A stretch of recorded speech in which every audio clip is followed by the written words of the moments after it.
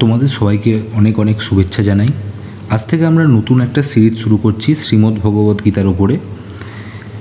শ্রীমদ্ ভগবদ্গীতা শুধুমাত্র একটা ধর্মগ্রন্থ নয়, এটা একটা জীবনের মানে বোঝার জার্নি, যেখানে কৃষ্ণ আমাদের শেখান জীবনের কঠিন সময়ে কিভাবে নিজের কর্তব্য চিনে নেওয়া যায়, কীভাবে শান্ত থাকতে হয়, আর কিভাবে নিজের ভেতরের শক্তিকে জাগিয়ে তোলা যায়।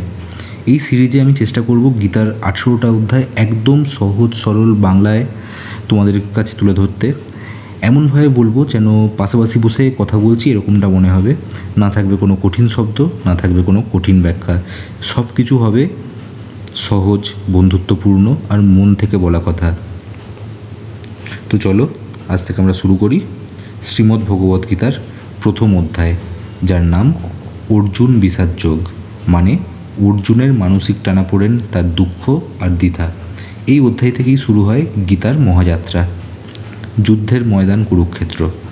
একদিকে কৌরবরা, আরেকদিকে পাণ্ডবরা দাঁড়িয়ে আছে। দুই পক্ষই যুদ্ধ করার জন্য একদম প্রস্তুত। অন্ধ রাজা ধৃতরাষ্ট্র, যিনি কৌরবদের বাবা, দূরে বসে আছেন। তিনি তার মন্ত্রী সঞ্জয়কে জিজ্ঞাসা করলেন, আমার ছেলে আর পাণ্ডু ছেলেরা ধর্মক্ষেত্রে কী করছে বলো তো? সঞ্জয় ধ্যানের মাধ্যমে দূর থেকে সব কিছু দেখতে পাচ্ছিলেন। তিনি বর্ণনা করতে শুরু করলেন। দুর্যোধন কৌরবদের রাজপুত্র, তার বিশাল সেনাবাহিনী দেখে গর্বিত হয়ে যায়, কিন্তু পাণ্ডবদের শক্তি দেখে তার মনে একটু হলেও ভয় ঢোকে। সে তার গুরু দ্রোণাচার্যের কাছে গিয়ে বলে, দেখুন গুরুদেব, ওরা কি সুন্দরভাবে তাদের সেনা সাজিয়েছে। এদিকে অর্জুন, যিনি পাণ্ডবদের প্রধান যোদ্ধা, কৃষ্ণকে বলেন, তুমি আমার রথটা দুই দলের মাঝখানে একবার নিয়ে চলো তো, আমি দেখতে চাই কারা কারা আমার বিরুদ্ধে আছে, যুদ্ধ করতে এসেছে। কৃষ্ণ তখন রথ নিয়ে যান সামনের দিকে।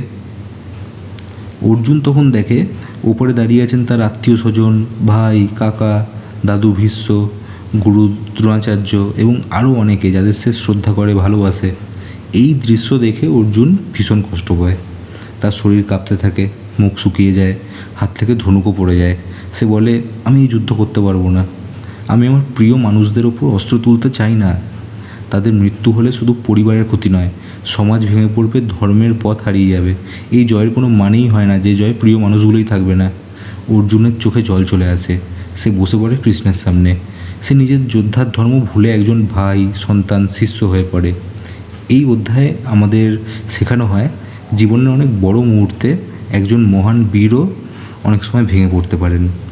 যখন মনের ভেতরে দোটানা তৈরি হয়, তখন শক্তির থেকেও দরকার বেশি হয় মানসিক স্থিরতা আর সঠিক দিশা।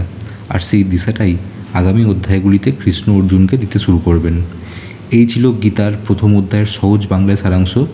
যদি এই অধ্যায়টি সম্পর্কিত কোনো প্রশ্ন আপনাদের মনে ওঠে আর কি, চলে আসে, তাহলে সেই প্রশ্নটা আপনি নির্দ্বিধায় কমেন্ট করে আমাদের জানাতে পারেন। আমি যথাসম্ভব তার উত্তর দেব।